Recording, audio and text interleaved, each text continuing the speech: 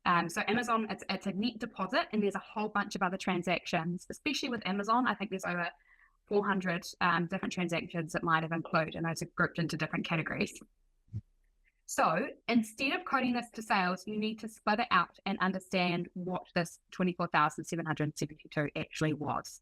So we can see here on this right side of the table with good data, when it's actually broken down, you can see here that it was actually 35,385 that was the sales amount, so much higher than the 24,000.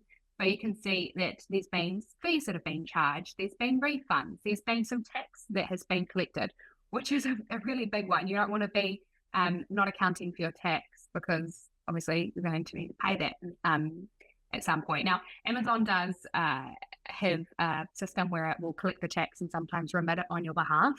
But that just depends on what state you're selling in, what countries you're selling in. So even though Amazon does take care of some of the tax through the marketplace fulfillment network, you do still need to be tracking that.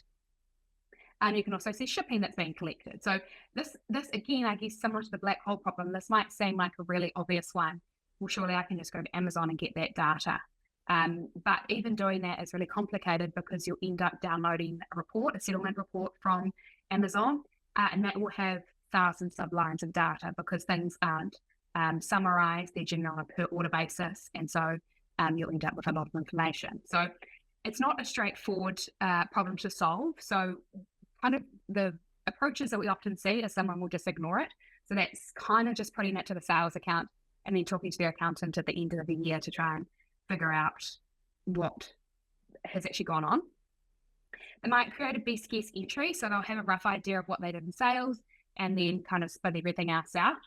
But if it's not tying back then you're to Amazon, then you're not, I guess, going to have that confidence that your numbers are correct. Also, if you're going for things like loans and submitting your financials and your tax and things like that, then best guess entries aren't really going to cut it. And so a lot of businesses will spend hours doing it manually. And so that was a spreadsheet method that I mentioned earlier. So you can export the data and then kind of put it into a table and pivot it. But the problem is, data on Amazon changes all the time. I mean, we even see this at A2X. New transactions will be added, new fees. They might even just change the name of things. So it can become really difficult to actually get that number to tie back to that 4,000 that you have been paid. So that is the whole reason that A2X exists. So A2X will solve this problem for you with an automated and accurate solution. So what it does is we kind of live between your QuickBooks and your Amazon. And so A2X will connect to Amazon and pull in all of that data. It's raw data, so we'll see the sales, the fees, the refunds, those 400 transactions that I talked about. And A2X will organize that into nice, accurate, detailed summaries. So what that means is, instead of having every single order individually go over to Amazon, or just focusing on some of the transactions, A2X will categorize all of that data really nicely into summaries that can be posted through to your QuickBooks, ready to be reconciled. The other thing that A2X will do is, as I mentioned earlier, the Amazon payouts are generally over a 2-week period. So you might get paid on the 5th of October, for example, but that will include transactions that will also applicable to August. So that makes it really complicated for month-end bookkeeping processes, because you have to then, not only are you downloading information into a spreadsheet, you're then trying to figure out which sales were for which period. So A2X will solve that problem as well, and that it will create an entry for just the August portion and also for the October portion. And both of those entries will balance to the amount that you've been paid. And that's, I guess, the real benefit of using A2X and why we're such an accurate solution, is that we'll reconcile perfectly with the money that you've received. So when you go into your QuickBooks bank account, you'll be able to see the deposit from Amazon, and then you'll see the journal entry that A2X has sent through, and you'll see that it's a perfect match. So it gives you that comfort to know that, one, all of the transactions are being taken care of, so fees, tax, everything like that. But also you know that it's accurate because it's matching to the money you've received, and everything's reconciling perfectly, and all of those transactions are accounted for. And I guess the whole benefit of using A2X and also, I guess, some of the benefit of inventory management system as well, is the whole reason is what you're trying to achieve is having accurate data that you can use to run your business. So being able to run profit and loss statements or have your balance sheet within QuickBooks and know that your numbers are accurate, know that your income is the right amount, know that you've got the correct COGS accounted for is what the whole thing's about, really. So A2X does have a free trial. So if you're not using A2X, you can jump in. I think you'll get access to, if you connect to Amazon, you'll get access to your last 3 payouts and be able to start to see how it works. It's got a really nice automated setup, so it can come in and create a lot of the X that you need within QuickBooks for you. And so, yeah, if you haven't used A2X, definitely jump in and have a look. But then, as you can see, A2X is not a inventory management solution, but Finale is an inventory solution. And so together we kind of solve 2 really big problems. So that's why we've built an integration between Finale and A2X. I feel like we've kind of like teased it, but it's possibly the worst kept secret in the e-commerce space, certainly since Camp, that's for sure. So how does this work together? So A2X will reconcile your sales payouts, but A2X can also post across what we call a kind of a value-based summary entry for your COGS. So what this looks like is you'll have an inventory asset account that has the total value of your COGS. And then as those goods are sold, you then need to be reducing that and moving it from an inventory asset to a COGS expense. So A2X can do this entry for you, and the benefit of that is it's going to match the sales. So we're getting that data from Amazon, and we know that the sales are being accounted for and your COGS are going to be accounted for. The problem with A2X is that we don't calculate those COGS for you. So we calculate the COGS for you, we don't calculate the costs per SKU for you. So we have a spreadsheet option where you can manually enter those costs, or you can use a different solution, but those need to be manually entered in A2X. So that is the whole reason why this integration has been built. So now you can have your accurate SKUs and the costs assigned to those within Finale. You can integrate that with A2X, and that will automatically come across. And A2X will use those accurate numbers to create those COGS entries for you. So it's the best of both worlds, really. You're using a system that is going to be able to help you with your operations perspective and make sure that you've got really accurate costs, which is something completely outside of what A2X does. And then you can use A2X to be posting that through to your accounting software, and everything aligns really nicely. So it's actually live in beta now. So if you're interested in trying Finale and A2X, you can create an A2X account and connect your Finale inventory. Or if you're using A2X already and you've been hearing about this fantastic IMS that's very focused on e-commerce, then you can sign up for Finale, start using that, and then bring those costs through. So that is available now in beta. And I can see that there's been a few questions about this integration. So we are actually going to do a deep dive and show you a lot more detailed demo of both of the features. So both A2X and Finale, how the costs are calculated, and bringing those through into A2X. We've got a webinar dedicated entirely to that.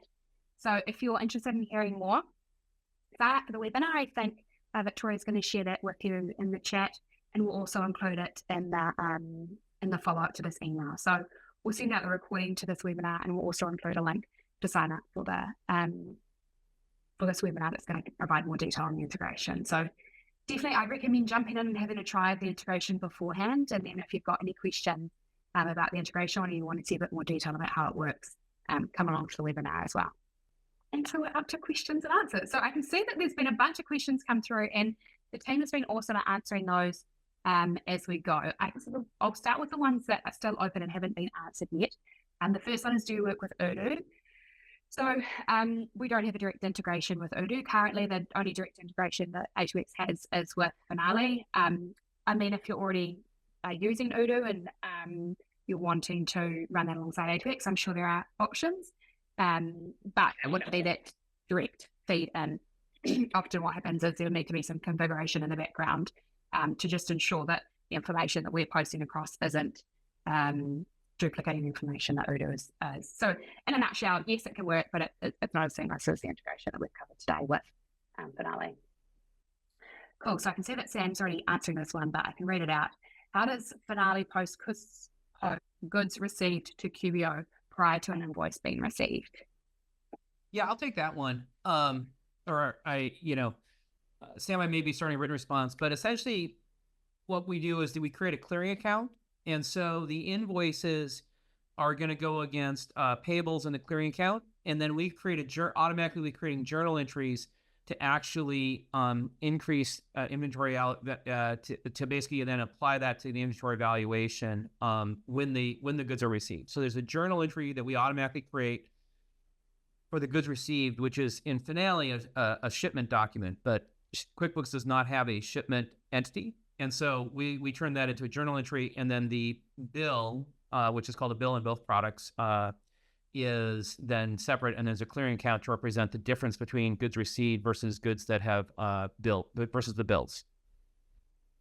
Awesome. Cool. And the next question I can say that's still open is there a way to bring information from arbitrage apps into Finale?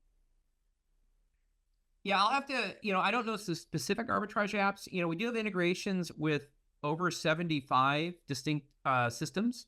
And some of those systems in turn are integration apps. So I'd have to think a little bit. I'd have to know the specific arbitrage apps, but there's certainly ways to bring in information through one of those automated ways. We also have APIs available for if there needs to be an automated integration. And there's also really good support in Finale for bringing data in to and from spreadsheets. There's scheduled reports to get data out, as well as and those can be completely customized exactly that you want to have in your outbound reports. And then for bringing data in, it's a simple cut and paste from Google Sheets or into or Excel. You basically cut and paste data directly in, and we capture the formatting and then turn those into transactions. So you don't have to fight with CSV or anything like that. So I don't know the specific apps you're referring to, but there's a good chance there's either directly or through one of our integration partners apps, an automated system. If not, there's both APIs and there's manual approaches that can work. Awesome. Okay, and like I said, we've got a few moments. So I'll just quickly kind of highlight over the questions that have already been. Oh, actually, we've seen another. Oh, questions are flying in. Okay, we'll leave the answered ones for now. So how to create credit memos and adjust it with the invoice created to clear the dues outstanding if the product is returned. Yeah, so I think if that's on the sales side, I believe, Amy, on any of the integrations that you have, you're going to be, if there's a return in the marketplace, you're already adjusting the entries. That's correct? Right? Correct. Yeah. So A2X will account for returns at the moment in the COGS entry, not, but that's possibly something that will be available in the future. But certainly in the sales entry, the returns will be accounted for. Yeah. Okay. Here's a euro. Yes, that's a good question. So this is actually something we've looked at a little bit, and perhaps it's worth covering on the next webinar in a bit more detail. So you could actually use A2X with Xero and Finale. So as I understand, Christopher can jump in here at any point, because I'm sure you've got a lot more insight onto this than me. But and I don't believe that Finale has a direct integration with Xero. But you could use A2X to post your COGS entries and your sales entries to Xero. The only thing you would need to keep in mind is that there'd be no integration between Finale and Xero. So there might be some manual entries required there, I'm guessing, from a maybe an inventory asset perspective. Is that that's right? And so we've had, even before we had the QuickBooks integration that we shipped in 2022, we've had, of course, companies that use Finale for financial information and have a full set of reports that at month end, you can basically determine the journal entries that are required to close the books and then post those as a journal entry into Xero or QuickBooks or whichever accounting package. We have companies that use Sage Intacct. I know we have companies that use Dynamics 365 with us because they value our warehouse management capabilities. So that would work in general. And, there you're getting the benefit of Finale actually having invested in a fairly deep financial model internally. So you're going to have good, accurate data. It's just that month-end close on the inventory valuation is going to be manual versus being automated.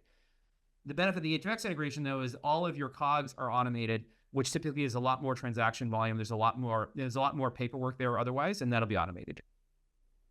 Awesome. And we do, and by the way, we do have companies that are using that today, that are using that exact configuration today. We have in the beta, there are companies that are using Finale, A2X, and Xero with manual entries for inventory valuation and automated entries for sales today. Okay, if we add A2X to our current Finale QBO setup, would we integrate A2X just to Finale? No. So you would also integrate A2X to your QuickBooks. So A2X would be posting through those sales entries, and then also your COGS entries. And then there would still be information going through from Finale to QuickBooks. Is that correct? Yeah. So what would happen there is if you have Finale QuickBooks running today, A2X would basically replace what you're doing today, what Finale is doing today for income posting and COGS posting for the channels that A2X supports. So I should have mentioned earlier, everything is per channel in Finale. So you can use A2X, say, for Amazon and Shopify and eBay, and then use Finale for a different channel that we support that they happen to not support. And so you would basically, you could work with our service team, and you would disable the Finale posting probably at the end of a month for maybe Amazon and Shopify if you were using those channels, and you would turn that on for A2X, and then A2X would be connected to Finale, QuickBooks, Amazon, and Shopify, and they'd be moving all the data around the sales side for those platforms. Perfect. Awesome. I'm sorry, I can see that you put a note there that I'm speaking too fast. It probably doesn't help with my accent. I know. I must admit, earlier on in the webinar, we were whipping through things pretty quickly, and I thought, we're probably both talking too fast. So I'm very sorry. I can definitely read out this question a bit slower, and the recording will be available. I'm not sure. Usually people speed things up. I'm not sure if you'll be able to slow it down, but hopefully you'll be able to get most of what we've said. But it just says here, if Shopify connects with many other marketplaces on the back end, or built-in marketplaces, A2X takes the data. So yes, Shopify can be quite a complicated one in that you can connect other channels. So you can bring in your Amazon sales. I think you can bring in TikTok sales. There's also a whole bunch of different apps that connect and can change the data. So for the most part, I think if you connect your, I guess in summary, for most part, there's a workaround. So there are ways that you can exclude the data. So you can exclude it from Amazon, for example. If you had a A2X connection to Amazon and Shopify, there would be a way to make sure that it's not duplicated. And I believe there's also a way to spread it out. One thing I actually haven't mentioned on this call is our incredible support team. So because we're with so many different e-commerce sellers, we come across a lot of different situations where people want to be managing their data slightly differently. I'd say 9 times out of 10, we can probably come up with a solution that's going to help. There are some cases that A2X wouldn't be able to work around, but certainly the marketplace one, I think, is one we can solve for. So A2X will be able to bring in that data that's coming from Shopify. It's just how we split that out for you. It's something we can probably work with you on. Will you be able to integrate with QuickBooks Desktop? I'm thinking that's probably I can answer it from an A2X perspective. A2X does actually have an integration, a method of using A2X with QuickBooks. So we do the same process in that we bring in the data, we create the entry, but instead of posting it over to QuickBooks Online, for example, you can export that entry. I think you can do it as a CSV or an IIF file, which I think is what you need for QuickBooks Desktop, and then you can upload that into your QuickBooks. So the process does work the same. It's just that manual step of having to export the data out of A2X and then upload it into QuickBooks Desktop. So in summary, it does work, and we can provide the format that you need. It's just not as automated as QuickBooks Online. Oh, there we go. I've tried A2X with my e-commerce clients, and they have an incredible support team. The support is, they're great. A lot of them have backgrounds in accounting or e-commerce sellers themselves. So I think we're up to about, 700 reviews on the Xero App Store or something like that. And I'm sure it's similar on QuickBooks. And to be honest, full credit, most of them are probably due to our support team. And it's been an incredible product as well, of course, but the support team's awesome. Okay, so we can perhaps just leave a moment or two to see if there are any more questions that will be coming through. Otherwise, we can see, I can quickly skim through some of the questions here. There was a question about the type of cost that A2X we're bringing through, and Sam mentioned that will be the average cost will be coming through into A2X. But if you do have questions about the specifics of the integration, I definitely recommend 1, trying it out, and 2, coming along to that webinar so that you can see in detail how A2X works and certainly ask more technical questions there. And there's a question about the certification. So A2X does have a certification for accountants and bookkeepers. We understand that e-commerce is a really complicated space, and kind of getting up and running in that space can take a bit. So feel free to sign up for the partner program and you get access to that certification. And Victoria's also included the link there. Chris, I'm guessing Finale works with partners quite a bit too. Do you guys have a program or a specific channel for partners? Yeah, absolutely. So we absolutely have a partner program for accountants. There's information on our website.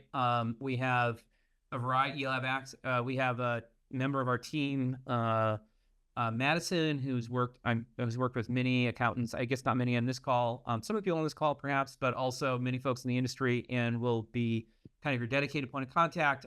We have a variety of marketing and training materials. You can have a sandbox where you can basically try things out separate from your customers. And when we work with you, if you have any clients, you'll be able to have a point of person who can work with you in terms of helping them go live. Awesome. That sounds like an awesome program. Perhaps we can include some detail either in the next webinar and follow-up as well, so that people have direct access to that. Does Finale integrate with ShipBob 3PL? Not currently. So it looks like, to be honest, most of these questions have been answered, and I don't see too many more coming through. So first of all, I'd like to say thank you so much to Chris for joining today and providing your insight into inventory. It sounds like a really creative space, but Finale's doing an awesome job of solving a lot of the problems, that's for sure. And also thanks to Sam, who we've had here answering questions also from Finale. So we'll wrap it up and we'll leave it there. Definitely sign up for the webinar and try the integration. And yeah, we'll see you all on the 12th to take a deep dive and answer more technical questions. So thanks everyone for joining, and have a great rest of your day.